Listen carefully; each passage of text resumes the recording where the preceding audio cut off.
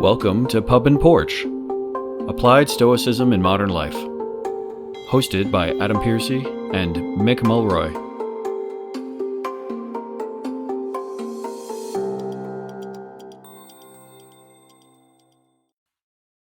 Welcome back to Pub and Porch, Applied Stoicism. I'm your host, Adam, with my co-host, Mick Mulroy here. Today's episode was a topic that I had suggested some time ago and brought into the episode list that Mick and I keep in the background. And it's actually the topic of a book that I have really enjoyed reading, which is a book by Brene Brown called The Gifts of Imperfection. This is the 10th anniversary version, and I only read it recently, but it was one of those things where it triggered in my mind that there were a lot of parallels with this idea of imperfection and its normalcy and the philosophy that Mick and I and others try to practice. So that was something that kind of got me started off on this topic. Mick, do you have any opening thoughts for us today on this topic? Yeah, well, one, I never struggled with the idea that I was perfect, so I don't have that ailment. But it is a serious issue that it was an issue back on the dawn of Stoicism. Yeah. It's probably even more of an issue today, which we'll get into, because there's a lot of illusions out there of which one can pretend to be perfect, or like technical means of which that can be done. So it's as important today as it was ever. I think the core thing for Stoicism is perfection is, in fact, a myth, and it is a detriment to progress, in the sense that we progress as individuals, as groups, as societies, as civilizations. We need everybody to progress for that to happen. Yeah. Right? And one of the biggest obstacles to progress is this fake idea that you have to be perfect at something to do it. Yeah. Which by definition excludes almost everybody, except for the people that are delusional enough to think they're perfect. Right. And so both are ailments. Yeah. Right. Sometimes not having enough self-esteem, which we should talk about also, but having this idea that you are perfect or that you can attain it, which is very similar, right? If you think you can, then you are, I think, somewhat fooling yourself. So my opening comments are just that perfection is in fact not the case. I mean, yeah, there is a concept in Stoicism called the sage, right? Which is a person who's attained the highest you would get in this philosophy. And no Stoic should ever say that they have attained it, right? Right. Or you're not. I don't know what that is, but it's like if you think you have, then you're actually a really bad Stoic, right? So if you and nobody does, right? It's almost like for a religious person or a Christian person, like saying that you've attained the status of Christ. I mean, they would never do that, right? They would say, well, of course, that's not the case. So there is a thing in Stoicism where you want to progress toward being a sage, but acknowledge that you'll never reach it. Yeah. And I think that is the core of what Stoicism says about the idea, the misconcept of perception. I'd also say that perfectionism is in fact a malady, in the sense that our condition, because it's not going to be attained, and it can cause all sorts of emotional or psychological, I should say, issues, right? Perfection can lead to depression. Yeah. Perfectionism, I should say, can lead to anxiety. Yes. Because it's not attainable. So, and if you fall short, you're going to feel like you failed when in fact you don't. Right. I mean, so that's how I would start this, is really putting it into perspective. And then the other part of that is, if you look at people who generally were exceptional, and you can pick them, I don't need to pick them for you. I mean, obviously we know some of the ones we pick, right? But other, not just Stoics, right? So we're truly exceptional, whether it was in science, like it's Albert Einstein or Oppenheimer, or whether it was in leadership like Aurelius or George Washington, or whether it was in human rights like Martin Luther King or Daniel O'Connell. They failed many, many times. Now, I can't tell you how each one of those failed, but I guarantee you, and it's something that's been studied. People who really attain what other humans call greatness, fail multiple times. Why? Because there's no way to get to what we would call great, like actually do something exceptional. Um, you know, find a new vaccine, any of them, or invent a new human transport system to another solar system. Like, and I'm sure you could highlight all the failures that happen there. Like, you simply can't get to great without failing multiple times. So if your idea that you have to be perfect or you're a failure, that usually leads people not to do the journey. Yeah. And it's just about the journey and the process to get where you're going, as it is the actual destination. So that's totally my initial thoughts on it. It's both individually harmful and it's harmful as a society, because people have to be willing to fail. And if you're a perfectionist, at least by my definition, you're not. You crumble. You don't accept it. You start looking for excuses or alternatives to that, which is sometimes cheating.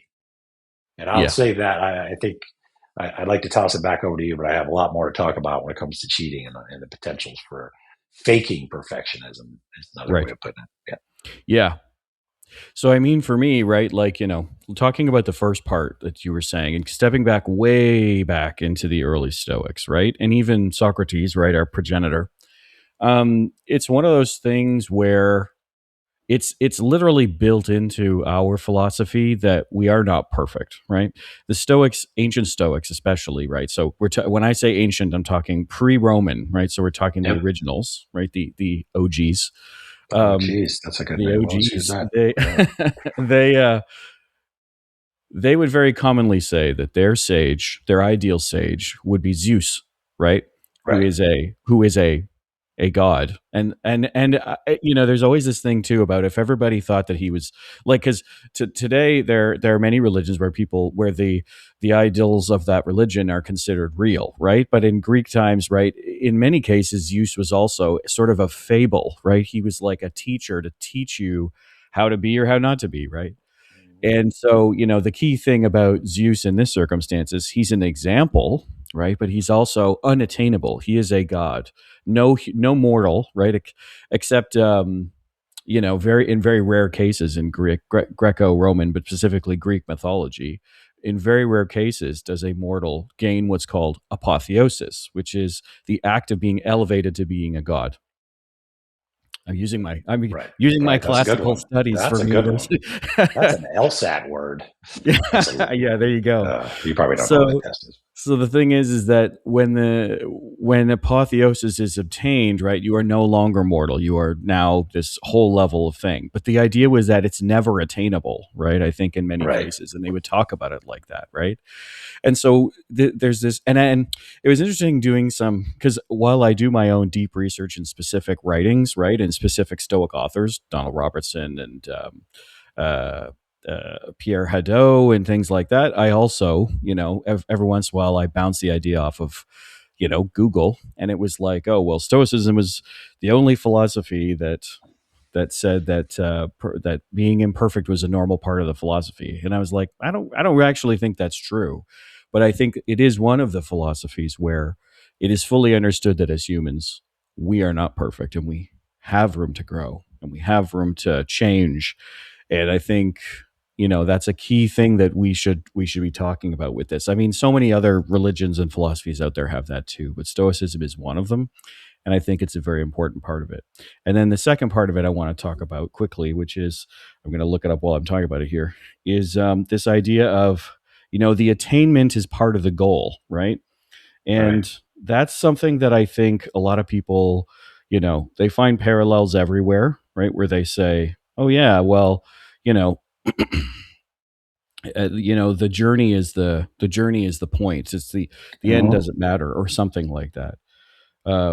However, it goes right back to one of our originals, Epictetus, in his Discourses, number 14, section 3. He says, for wherever the perfection of anything tends, progress is always an approach towards the same thing.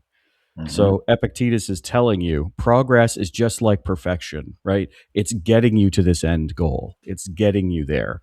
And that's something that I've taken to heart while I've been knowingly imperfect and many times in my life, is like, you wake up the next day and you say, okay, I screwed that up yesterday. I'm going to try again today, right? I'll try again the next time. I'm going to try and be better the next time. I'm going to learn from this the next time. And I think it's a very important Stoic thing that we don't really have a culture of like we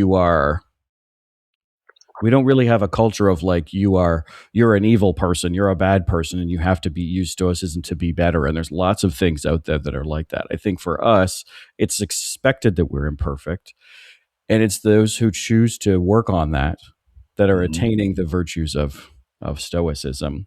So, and a good example, which is, I want to tie it into the last thing you said, and then I'll pass it back to you. But the good example I have is Cato. So I've been reading this, The Last Citizen of Rome. It's a book about Cato, right? Great book. Yeah.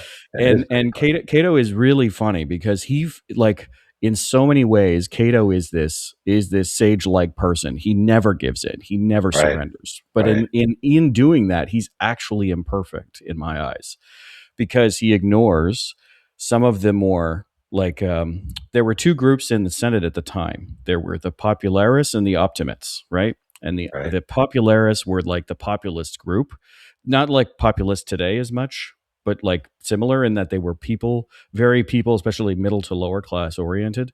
And then the Optimates, who were coming from a higher echelon of society and were kind of trying to keep it that way. And Cato was an Optimate.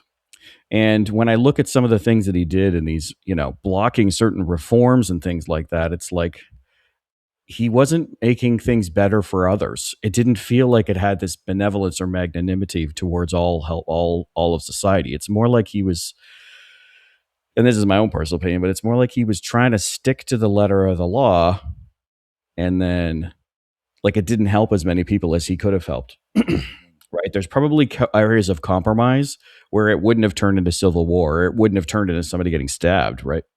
Sure. And I think that's one of those things that I think, relates to what you were saying about these examples of these highly intelligent, I'll say high quality, because I can't think of the right word, but like high quality Stoics who also had serious imperfection to them, where in fact it's probably a detriment to them, right? I mean, as Napoleon famously said, right, the only person who benefited from Cato's suicide was Cato.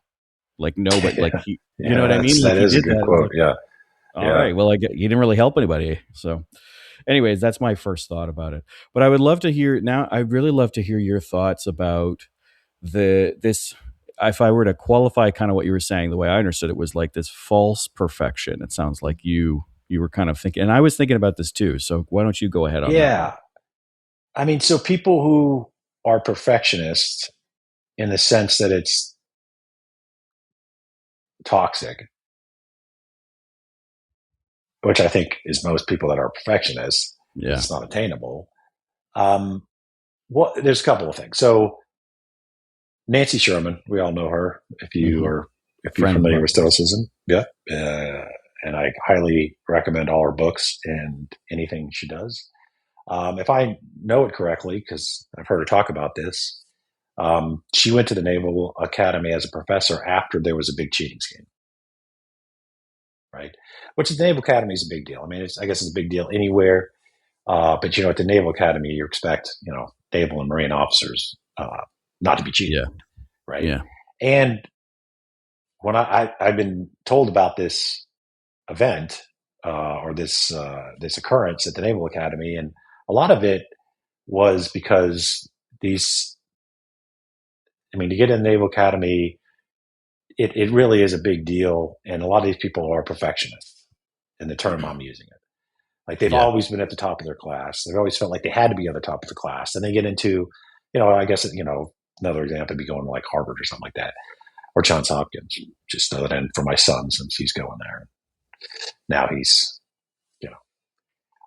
but that is a problem because they get there and they find there's a bunch of other perfectionists or really smart people, put it that way.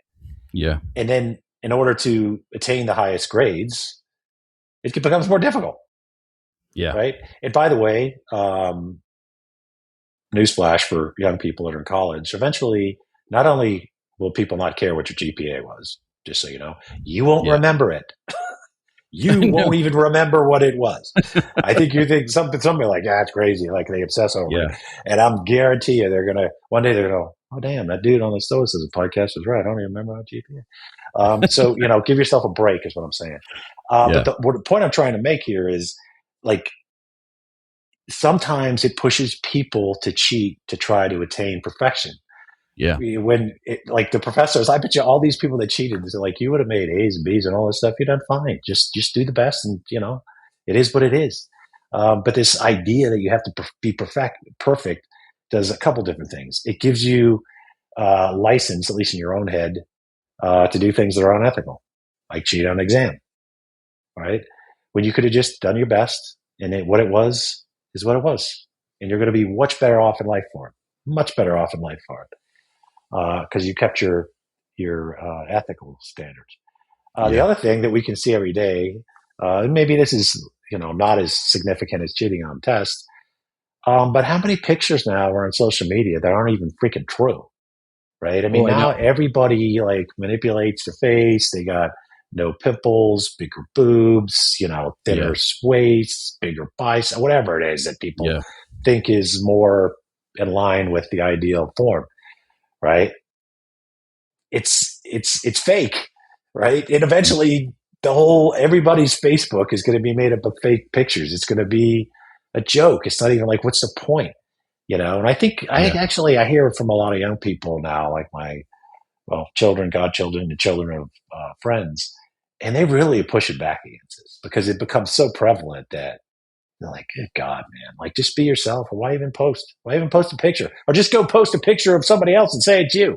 What's the difference? Yeah. Right. So I know I'm starting to sound like an old man yelling at the. No, but I think it's a good. I think it's a good thing to bring up, though, right? So AI, I think, is one end of the spectrum, and then there's like totally raw as the other end of the spectrum. In the middle, there are those people though that come off as perfect. Right. Like, so I follow certain IG influencers, Instagram influencers, because they are they're like athletes or whatever. Right. And I steal little pieces of my workouts from them. Right. Or if they're talking, like I just got a great new hip mobility exercise, actually, which I'm working on because I have a hip flexor issue. And I think that's really great. But I also have to take into account the fact that like they have 8-pack abs and they look amazing and have great skin, but they're also paid to look like that. Like their sponsorships are causing them to look like that. So they're only perfect in the sense of like, because that's their job. If you're a normal person with a job in another field, like I work with the space program, you have Lobo, you have ABC News, right? We have other things that we do. Like I can't work out every day. I can't spend every day making myself kale salad, right? That is, negative calories so I lose weight. Like it just doesn't work that way. So they themselves in my mind, I don't even think that those circumstances are perfect either, because they're not, maybe they're not living a complete life, right? Because essentially they have this one sliver of their life working. We don't know what's going on in the rest of their lives, right? We don't know. We just don't. And in many cases, you start to find out with those influencers, they have like reveal posts where they're like, actually, I did get an augmentation and I also get laser and I also get this and that. And you're like, oh, well, like I don't do any of that. So, right. If people want to do that, I'm not criticizing them, but that's no. I'm just saying it. Yeah, and I'm with you. It's not a criticism of them. They're living whatever life they want, and that's great. But we need to keep there is a lens we must look at the world in with stuff like that, which is this lens of like, not only can it be manipulated by airbrushing it in Photoshop, those people can be like surgically manipulated. That's the world we're in today. Yeah. Right. And that's, that's just the nature of today. I mean, you're a good hair guy, so you don't know this, but for me, like, it's not all at the top. Right. And so that's okay. But at the same time, like, if someone wants to go and get it taken care of with surgery or something like that, good for them. But when you see some of these people, right, it's like, they're sort of like, man, I wish I had that. It's like, well, he had to endure like surgery Yeah. to get that hair. And you kind of like, all right. So it's not, nobody's perfect. Some people just do it differently. Right. Yeah. And I think the best way to view this is you got to start with having a healthy opinion of yourself. So we've talked in the past, especially with like Socrates' three sieves, right, about rumors and really, Aurelius's many famous quotes, but one of them is, be more harsh on yourself than you are on other people, because most people, quite frankly, are the opposite of what we're talking about. They are really imperfect, yet they seem to find all the faults of other people, right? Yeah. So don't do that.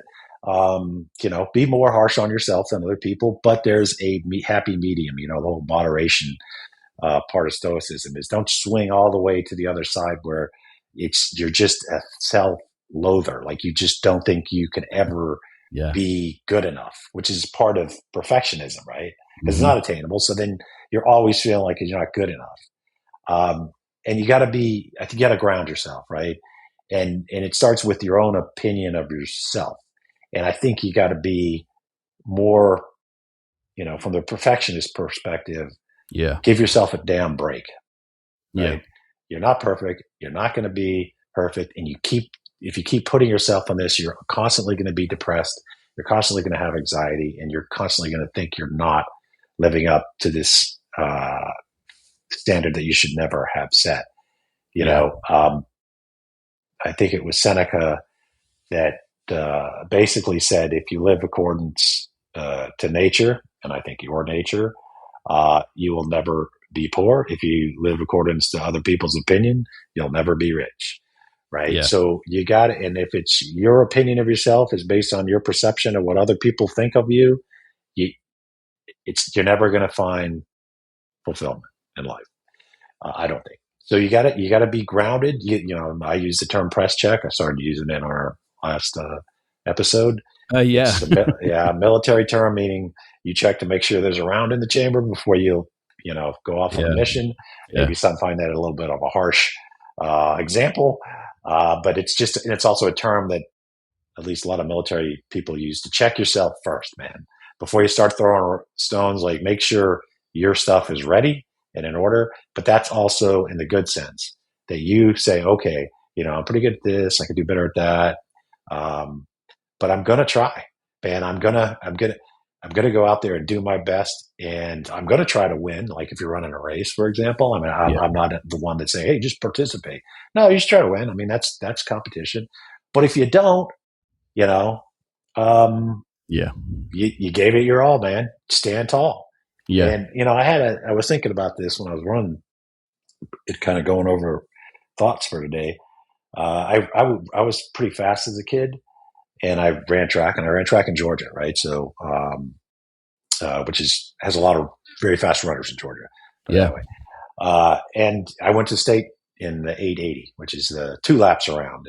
I guess we use yards, right? So the 800 meter. It's a brutal race. If you never, it is a brutal race. It's a brutal race. Yeah. It's like you have to sprint, but it's too long for a sprint. Yes, but it's too short for a distance run. Michael Johnson used to say it's twice as hard as a 400. And it's like, yes, it is. And then you go, oh yeah, but it actually is. Like, it physically. It is. And I like long distance running now, like kind of like the slow and steady. But back then I was just fast. And even as a young person, I ended up going to state. Right. And I shouldn't, in the sense that I was young and super short. And, if you saw me on the line, you'd be like, whoa, who let that kid here? I was really short, really skinny back then. Yeah. And I think all the other guys are like, how did he qualify for this? But anyway, the point being, I didn't win. I came in 4th, right? That's pretty good. I was like, holy crap, I came in 4th in the state of Georgia, right? Wow. And so I wasn't like doing, touchdown dances, but I was pretty happy with myself, right? Yeah. And the guy who came in second was really bummed because he didn't come in first. And I remember his dad looking over at me and he goes, yeah. Wait, what are you upset for? He came in second and stayed. He goes, look at that kid. He came in fourth and he's happy as hell, And I was like, yeah, I am pretty happy as hell. And the kid looked at me like, yeah, why is he happy? He came in fourth. So what I'm saying, the point being is it's a mindset. Yes, it is. And so, but no, I'm not saying to aspire to come in fourth. I'm not saying to aspire for mediocrity. I'm saying like you put it all out there and what happens, man. And then, next year try to come in third or first or what, you know what I mean? That's the point. That's the point. It's, you have to set reasonable expectations for yourself. Yeah. Strive hard, strive to win, strive to get an A, strive to, be the scientist that has a breakthrough or comes up with, some engineering concept that wasn't this, known before that now can do things that never have been done. All that stuff, all of it. But if you're afraid to fail, you'll never reach it. Chances are very unlikely. And if you freaking beat yourself to death because you didn't succeed the first time, you're going to quit or you're going to have ulcers and anxiety. Yeah. So from the Stoic perspective, what's good for the bee is good for the hive. You gotta like push the bubble forward. And that requires some I think, assessment and in many cases, being easier on yourself because you will, how many times have I used the Rocky quote? It's not whether you get knocked down, it's whether you get back up, man. Yeah. Because that's like, that is it. It is. Yeah. It is. And there's tons of those type that say the same thing in Stoicism too. I don't know. Maybe Rocky was a Stoic, but that anyway. So, but what's your thoughts on both how you should view yourself, how you should help others view themselves, and when it comes to the, aspiring to do great things? Yeah, I mean, so much of this, I think, is relativism, right? Where you get to this point where you find yourself comparing yourself somewhere else, or you compare yourself to this perfect future, right? And I think this is one of those applications of the Stockdale paradox, which we've talked about before. That's one of the things that I talk to people about. It's like, I had this. I'll tell you a quick story. I had one of the things I do in the space program, right, is I do some mentorship in the world of aerospace and space. And I met a young man one day at an event at a university career event here in Toronto, and I asked him what he wanted to be like when he grew up. Right now, he's like 18 or 19, right? So he's already well on his way. And he said, well, I want to be commander of the International Space Station. And I don't know what came over me, but I said, well, what happens if you're the vice commander? Or whatever. I think I said vice commander. And his brain like exploded right there. And I'm not trying to pick on him. That's not what it is. This is a good example. This is a good example. Yeah, it was just an accident that I asked that. I think it's because I'm as many people who've worked with me in the past know, I'm usually a big question asker because I walk in saying it's better for me if I don't know anything. Because also in the world of engineering, if you say you don't know anything, engineers love to tell you everything. But anyway, so this young man, his brain like melted in front of me. And I started having this conversation with him about like, I think what's really important to think about is trajectory. And this is something that I talk about a lot of my mentorship, right? So if you look at it from math, and engineering people do a lot of math, especially geometry, right? You can have what's called a scalar value, which is just like a value with nothing. It has just a number basically, and you need direction. And I was talking to him about that, and I said, so, what happens if you make it there, right? You should be able to look around and say, I'm in space. I am in orbit of my home planet, right? I am one of the many few, right? Which sounds very oxymoronic, but it's true, who get to do that, right? Like, and I was talking to him a little bit about basically it goes to the relativism point of like, trying to gauge where you actually are in reality, in the reality versus what sort of this perfect world thing. I think, some of the Stoics do right. They're like, have a goal for perfection. Let that be your aim. I mean, Epictetus, who's very strict on himself and others, says that, right? But he very clearly, as we already quoted, says like, just pushing to attain that is the same thing as being perfect, right? And I think that's kind of what I was talking to this young man about, because, especially nowadays, right? Where especially in the world of social media, not to go back to that too much, where you see these posts by families or people themselves about all of these achievements that they have, right? The thing is it's easy to get stuck in this relativism factor where you're basically going, well, like, actually, there's the new Einstein is, I think, a young Belgian woman who's like 13, and she just got her PhD in astrophysics or something. And anybody can look at that and be like, man, what was I doing at 13? I Right. don't remember. I think I just moved to England. You know what I mean? But the thing is that we're not the same person. And the assessment of where you are right now, am I happy with what I have? When I look around me, when I stop looking down, when I stop looking at this perfected goal in my head, what does it feel like? And that's how I talk about it with a lot of people. And I'll close with another story, which is also a short story. And I think I might have told this before. So when Metallica started, they had a lead guitarist who it just wasn't working out very well. And they got rid of that lead guitarist. They essentially fired him. And he ended up forming a new band called Megadeth. And at the end of the 90s or whatever, I think it was something like Metallica these are made up numbers, but it's just a factors thing. Let's just say Metallica had sold 250 million records, and Megadeth had sold 25 million records. And this guy who had formed Megadeth, and he talks about this today, and I wish I could remember his name. For some reason, I lost it in the time of starting the podcast, and I was going to tell this story. He struggled with this relativism where he was like, well, I'm just trying to beat Metallica, didn't beat Metallica, my life is terrible, right? And he was drinking, and he went into a deep depression. And he talks about it now where he's like, what I lost sight of was the fact that I was a gold, like a platinum album selling Right. band leader, right? And I think that that's a really interesting way to look at it, right? Is he essentially said at some point, like, the thing that helped him was he was able to look around and see what's in front of him and actually assess it and say, like, I do have good things around me and in front of me, right? Like, I don't drive a fancy car. In fact, I drive a car from 2007, Bessie. I love her. She doesn't look like much, but she's got it where it counts. And I am fine with that because it works for me. It's good for me.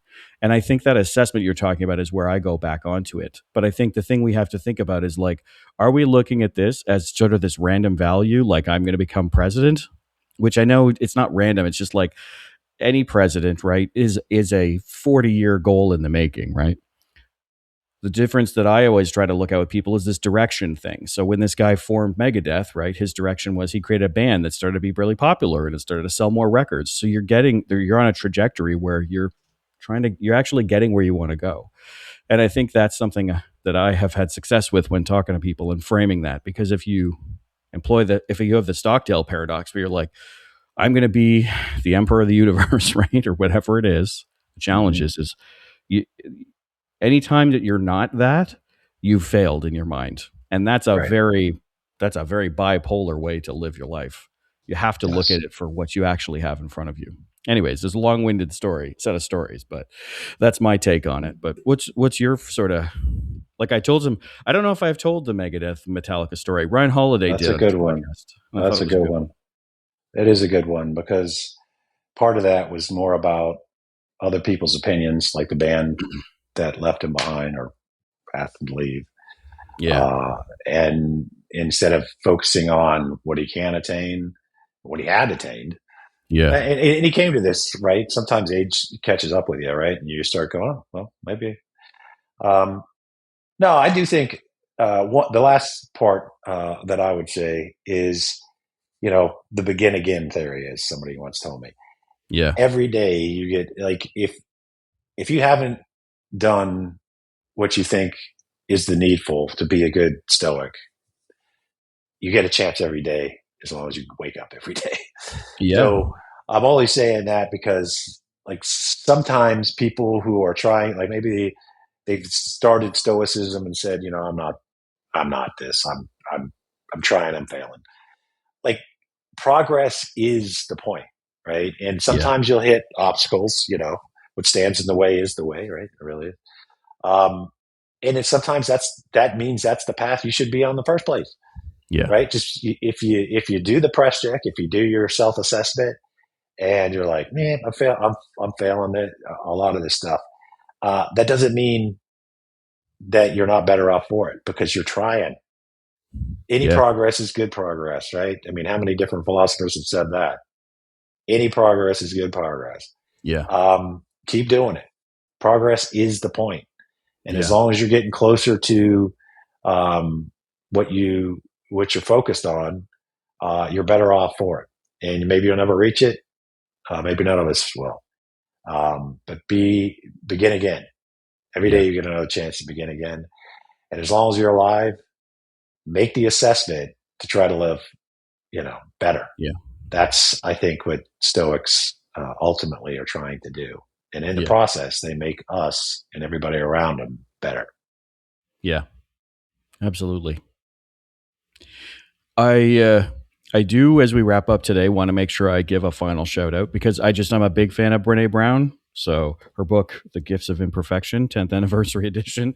I really like this one, actually. I just really want to make this mention because it has worksheets in it that you can actually fill out, which were part of her, because she's a clinical psychologist. So she studies this.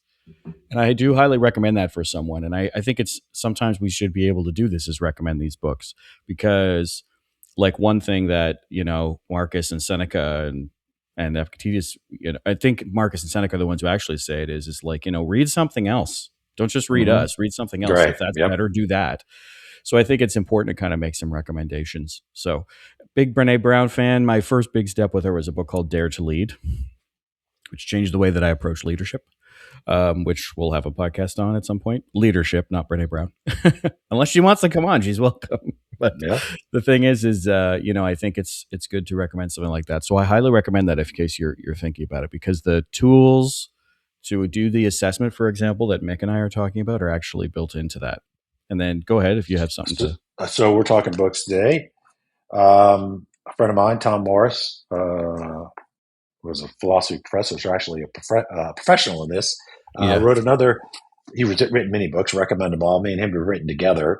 Him and Gregory Bassam. I don't know Gregory, but they wrote the For Dummies books, which are really good because they really explain it well. He wrote Stoicism for Dummies. So and he's written many books and they're all exceptional. If you're looking for a good start, this is a good start. It sits right under my computer here, so I see it all the time. But I wanted to highlight that because if there's some that are listening to us right now and they're looking for a good way to start, it goes through the basis of it, how it came about, what it means, and what it's meant to the evolution of civilization. So highly recommend it. Oh, absolutely. All right. Well, we should wrap up there, but this is another. I think this is another great example of one where, this could easily become either something we touch back on. We'll probably cover it again at some point in another episode. It'll come back up in topic.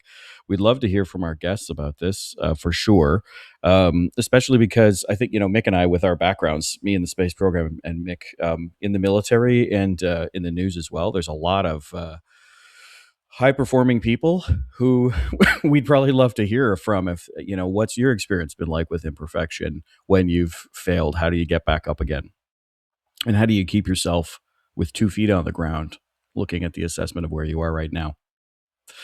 But until next time, subscribe us and now I'm starting to use that phrase, and leave us a comment, give us an email at info@pubandporch.com. But until the next one, cheers, Mick. Salon, Chad. Thank you for listening to the Pub and Porch podcast. If you'd like to find out more about the podcast or its host, head over to pubandporch.com, and you can listen to all our episodes on Spotify, Apple, or whichever platform you prefer. And if you'd like to help out with the podcast, you can find us on Patreon. Drop us an email if you have a comment on any past episode, you have a suggestion for future episodes, or you have an essay on an important topic for Stoicism. send it to us, and then we can be reached at info@pubandporch.com. Until next time, Pub and Porch out. Today's music is provided by Heath Cantu from epidemicsound.com.